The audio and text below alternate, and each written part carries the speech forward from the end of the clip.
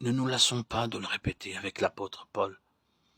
Cette vie abondante ne peut se manifester que si le vieil homme est bien crucifié quotidiennement. Se considérerait-il comme crucifié avec Christ ceux qui cèdent encore aux sollicitations du péché, ceux qui livrent encore leurs membres comme instruments d'iniquité, par là rendant inutile la grâce de Dieu? Pour expérimenter la parfaite délivrance du calvaire, les rachetés doivent maintenir en eux, instant après instant, l'état de mort au péché, tout en se donnant à Dieu comme vivants, de mort qu'ils étaient, et offrir leurs membres à Dieu pour être des instruments de justice. Quelques-uns objecteront peut-être encore. Mais cette grâce, cette liberté en Christ qui nous a franchis, ne sont-elles pas un danger? N'est-il pas à craindre que l'homme en abuse? Romains 6,15. Pécherions-nous parce que nous ne sommes point sous la loi, mais sous la grâce, demande l'apôtre? Que Dieu garde.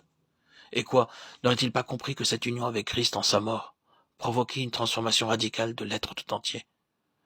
Que désormais la loi de Christ ne leur était plus extérieure, mais qu'elle était gravée dans le cœur, qu'elle faisait corps avec le racheté. Dorénavant, le péché devenait odieux, et l'homme l'abhorrait parce qu'il était uni à Christ en sa mort, et par là participait à sa vie. Autrefois, il était esclave du péché, mais maintenant il est devenu l'esclave de la justice. Romains 6, 17. Tout le chapitre 7 de l'Épître aux Romains expose de façon magistrale la puissance de séparation d'avec le péché, que nous avons en la croix de Christ, enseveli avec lui en sa mort, séparés de notre vie passée. Nous vivons désormais pour lui. Mettez-vous bien dans l'esprit, insiste l'apôtre, que vous êtes morts au péché et que vous vivez à Dieu en Jésus-Christ. Romains 6, 11. Quelque lecteur assoiffé de sainteté pensera peut-être en me lisant « Je me suis considéré comme mort au péché, et je n'ai guère fait, semble-t-il, qu'essayer de me persuader d'un mensonge. » Ah, pauvre âme en détresse, la raison de ton échec ne serait-elle pas que tu regardes à toi-même au lieu de regarder à Jésus? Préoccupé de toi-même, les yeux fixés sur toi, tu oublies de regarder au calvaire où Christ est mort pour toi.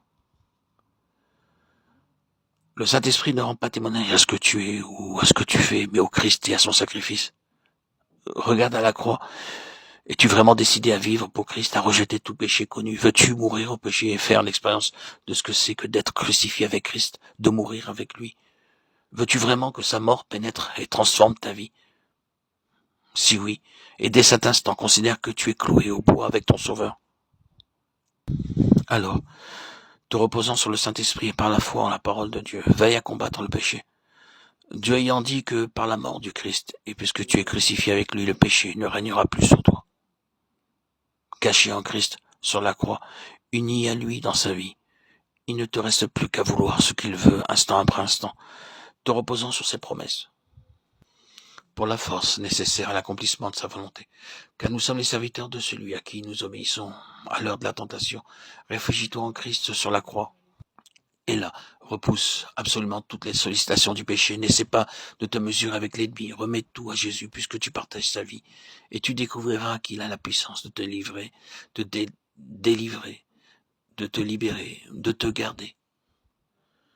Mais une fois affranchi de l'esclavage du péché et enrôlé au service de Dieu, Romains 6, 22, agissons en toute droiture et sincérité, ne plaisantons jamais avec le mal, ne le tolérons d'aucune manière.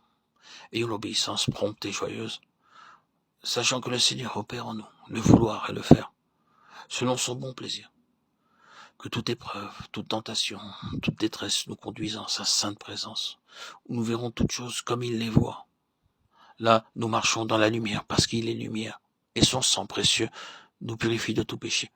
Si quelqu'un a péché, nous avons un avocat près du Père, Jésus-Christ le juste. C'est lui qui est la victime de propitiation pour nos péchés, et non seulement pour les nôtres, mais aussi pour ceux du monde entier. 1 Jean 2, 1, 2. Toutefois, pour que l'âme soupire après la délivrance, il faut d'abord qu'elle ait senti le poids de ses chaînes. Et c'est là ce que l'apôtre Paul expose de façon saisissante au 7e chapitre de son épître aux Romains.